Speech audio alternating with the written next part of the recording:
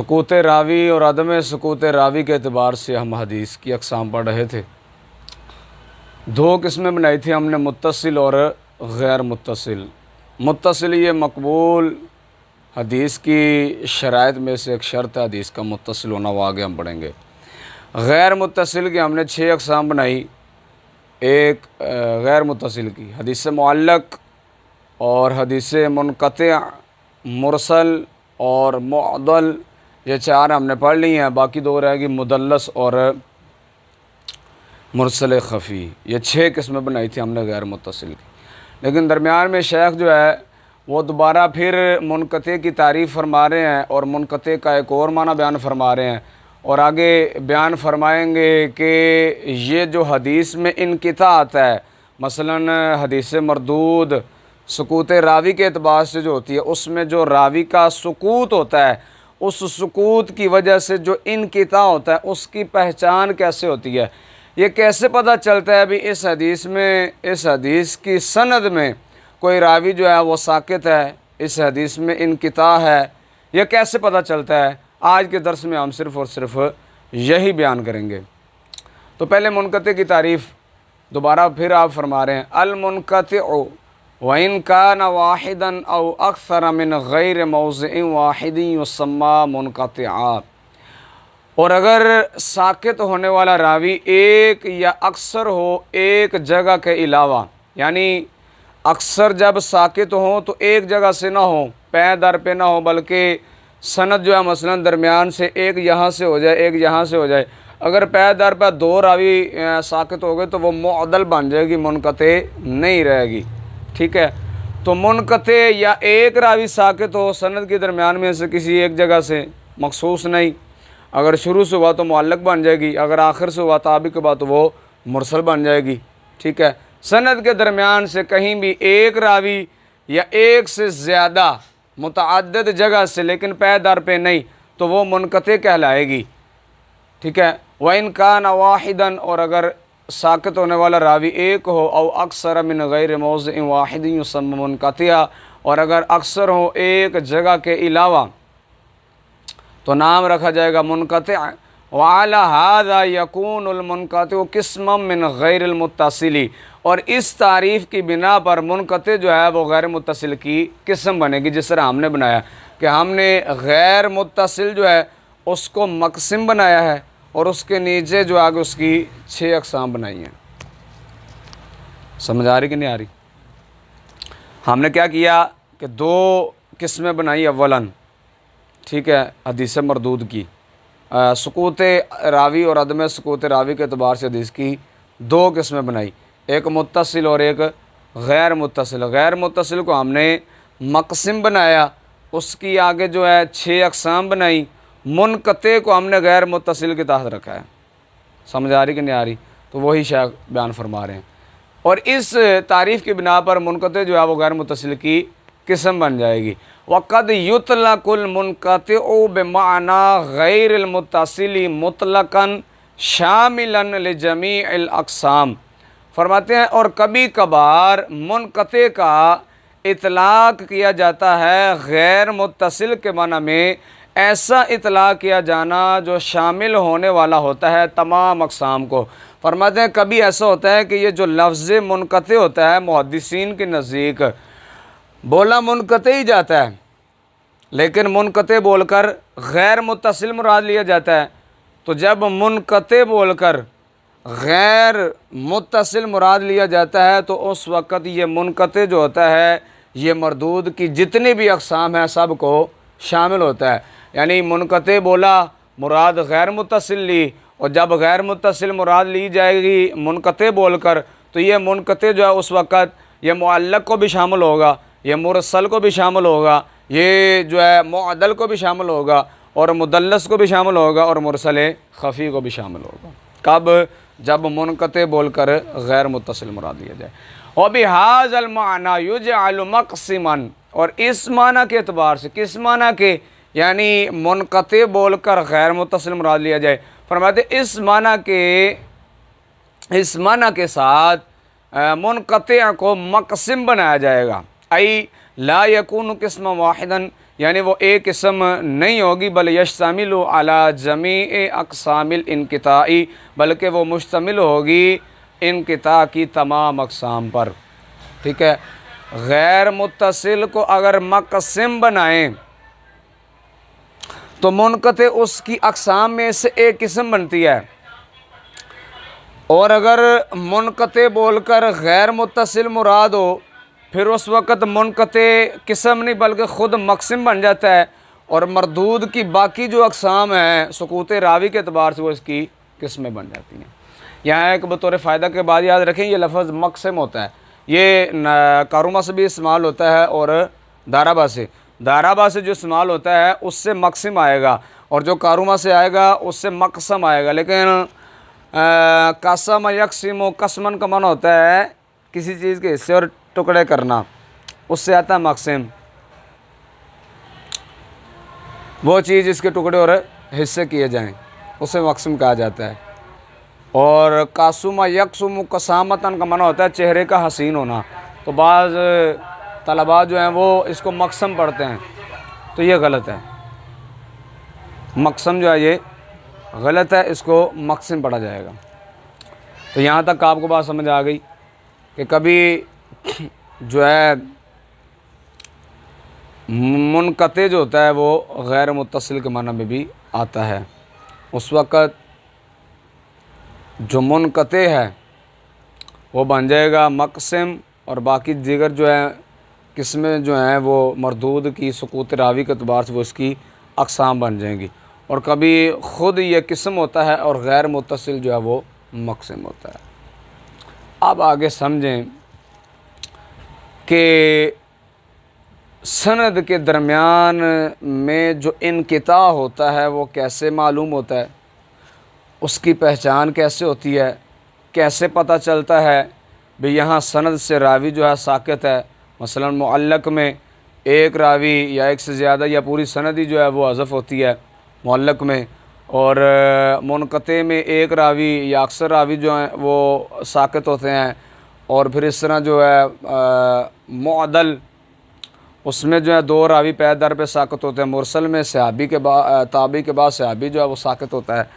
تو اب ساری باتیں جو ہیں یہاں سوال پیدا یہ ہوتا ہے، اب ہمیں کیسے پتہ چلے گا کہ اس سند کے درمیان سے راوی ساقط ہے، تو اس کی پہچان کیسے ہوگی؟ سمجھ آ رہی کہ نہیں آ رہی؟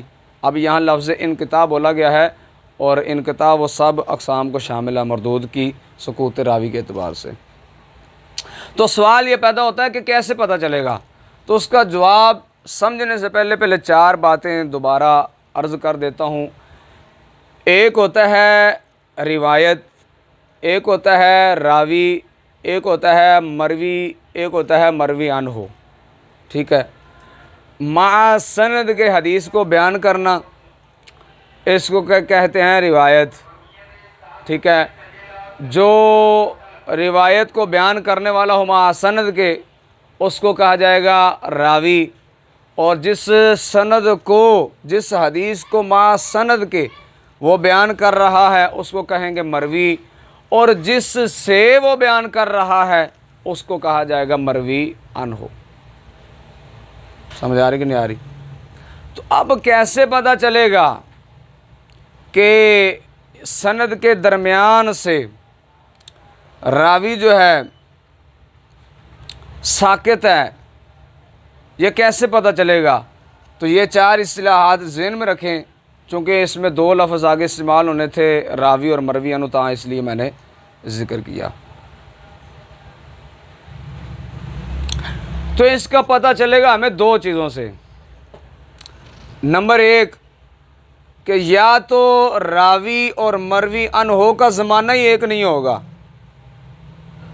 راوی اور مروی عنہ کا زمانہ ایک نہیں ہوگا، جس سے ہمیں معلوم ہو جائے گا کہ یہاں سند میں کیا ہے، انقطاع ہے۔ مثلا یہ ایک سند ہے، یہ راوی اس راوی سے روایت بیان کر رہا ہے، اب یہ راوی جو ہے خود یہ پیدا ہوا ہے 150 ہجری میں، اور جس مروی عنہ سے یہ روایت کو بیان کر رہا ہے اس کی وفات ہے 100 ہجری میں، اور یہ پیدا ہو رہا ہے 150 ہجری میں، تو اس سے ہمیں معلوم ہو جائے گا کہ ان دونوں کا زمانہ ایک نہیں ہے، بلکہ یہ راوی جس روایت کو بیان کر رہا ہے اس نے اس سے نہیں سنا، بلکہ جس سے اس نے روایت کو سنا ہے یہ اس کو ساکت کر کے روایت کو کیا کر رہا ہے، اس سے بیان کر رہا ہے۔ ایک کہ راوی اور مروی عنہ کا زمانہ ایک نہیں ہوگا۔ نمبر 2، یا تو زمانہ تو ایک ہوگا، زمانہ دونوں کا ایک ہوگا لیکن دونوں کی ملاقات ثابت نہیں ہوگی، اکٹھے ہونا ثابت نہیں ہوگا، یا ملاقات تو ثابت ہوگی لیکن شیخ سے حدیث بیان کرنے کی اجازت ثابت نہیں ہوگی۔ ملاقات ثابت ہوگی لیکن شیخ سے مروی عنہ سے حدیث بیان کرنے کی اجازت نہیں ہوگی۔ مثلا یہ ایک راوی اس راوی سے حدیث بیان کر رہا ہے، زمانہ ایک ہے، ملاقات بھی ثابت ہے، لیکن اب حدیث کو بیان کر رہا ہے اس سے، لیکن اس مروی عنہ سے اس کو حدیث بیان کرنے کی اجازت نہیں ہے۔ تو جب اجازت نہیں ہے تو لازمی بات ہے کہ اس نے یہ روایت کسی اور سے سنی ہے، ٹھیک ہے، لیکن جس سے سنی ہے اس کو ساکت کر کے یہ حدیث کی نسبت کر رہا ہے کس کی طرف، اس مروی عنہ کی طرف۔ اب سمجھ آ رہی کہ نہیں آ رہی؟ یا تو راوی اور مروی عنہ کا زمانہ ایک نہیں ہوگا، یا زمانہ ایک ہوگا ملاقات ثابت نہیں ہوگی، یا تو ملاقات تو ثابت ہوگی لیکن اجازت شیخ سے مروی عنہ سے ثابت نہیں ہوگی۔ اب پھر سوال پیدا ہوتا ہے بھئی یہ کیسے پتہ چلے گا کہ اس راوی اور مروی عنہ کا زمانہ ایک نہیں ہے؟ یہ کیسے پتہ چلے گا کہ ان کا زمانہ ایک ہے؟ زمانہ تو ایک ہے لیکن ملاقات ثابت نہیں، یا ملاقات تو ثابت ہے لیکن سماع ثابت نہیں، یعنی اس راوی نے اس مروی عنہ سے سنا نہیں حدیث کو، یہ کیسے پتہ چلے گا؟ یا سنا تو ہے لیکن شیخ سے اجازت نہیں ہے، تو اب یہ چیزیں کس سے معلوم ہوں گی، یہ کیسے پتہ چلے گا؟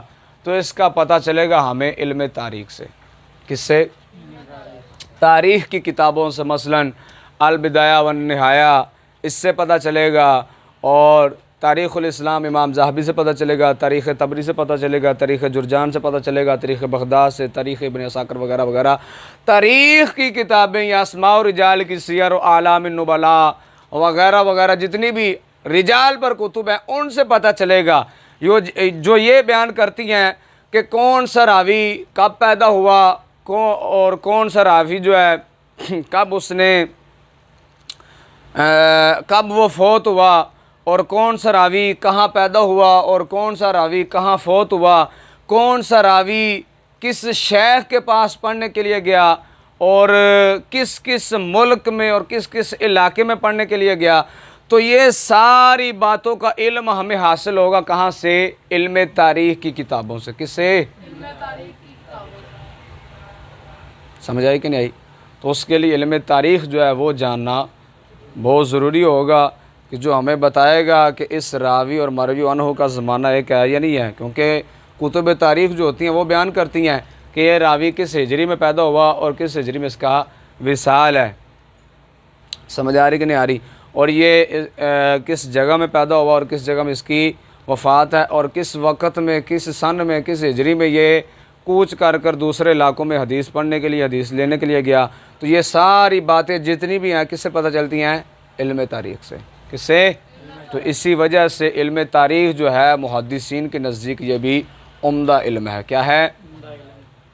کہ اس کے بغیر بھی حدیث کو کما حقہ سمجھنا ممکن نہیں ہے۔ اب دیکھیں کہ سند کے اندر انقطاع معلوم کرنے کے لیے علم تاریخ کا جاننا بھی بہت ضروری ہے۔ تو حدیث کو کما حقہ پڑھنا اور سمجھنا اس کے لیے یعنی کہ بہت ہی ایک مشکل کام، اور اس کے لیے اسباب ہونا، احادیث کی کتب ہونا، پھر تاریخ کی کتب ہونا، اسماء و رجال کی کتب ہونا، یہ بہت سارا ایک ذخیرہ ہے، بہت سارا ایک کتب خانہ ہے کہ جو بندے کے پاس جمع ہو تو تب جا کر بندہ کما حقوق سمجھ سکتا ہے۔ تو آج کے سبق کا خلاصہ دوبارہ عرض کرتا ہوں، انقطاع کیسے معلوم ہوتا ہے، کہ کیسے پتہ چلتا ہے کہ سند کے درمیان سے راوی ساقط ہے، یہ کیسے پتہ چلے گا؟ تو دو چیزوں سے۔ کسے؟ ویسے میں سمجھانے کے لیے عرض کر رہا ہوں کہ وہ ہم عصر ہیں یا ہم عصر نہیں ہے، راوی اور مروی عنہ کا زمانہ ایک ہے یا نہیں ہے۔ زمانہ ایک نہ ہوگا تب ہمیں پتہ چل جائے گا کہ یہاں درمیان سے راوی جو ہے وہ ساقط ہے۔ زمانہ ایک ہوگا لیکن ملاقات ثابت نہیں ہوگی، ٹھیک ہے، یا ملاقات تو ثابت ہوگی، کٹھے ہوں گے، ملے ہوں گے، لیکن شیخ سے جو ہے حدیث بیان کرنے کی اجازت نہیں ہوگی، تو پھر سوال پیدا ہوگا یہ باتیں کس سے معلوم ہوگی؟ تو یہ باتیں معلوم ہوگی سے علم تاریخ سے، علم تاریخ سے معلوم ہوں گی، تاریخ کی کتابوں سے معلوم ہوں گی۔ وہ سمجھ آ گئی ہے؟ چلو اب ترجمہ کرتے ہیں سب کا۔ تاریخ و معرفت الانقطاع، انقطاع کی معرفت کی تاریخ، انقطاع کی پہچان کا طریقہ۔ انقطاع یہاں پر جو ہے سمجھے، جو جس طرح انہوں نے پیچھے کہا نا کہ غیر متصل کے معنی بھی منقطع آتا ہے، اسی غیر اتصال کے معنی میں، یعنی یہ سب اقسام کو شامل ہے۔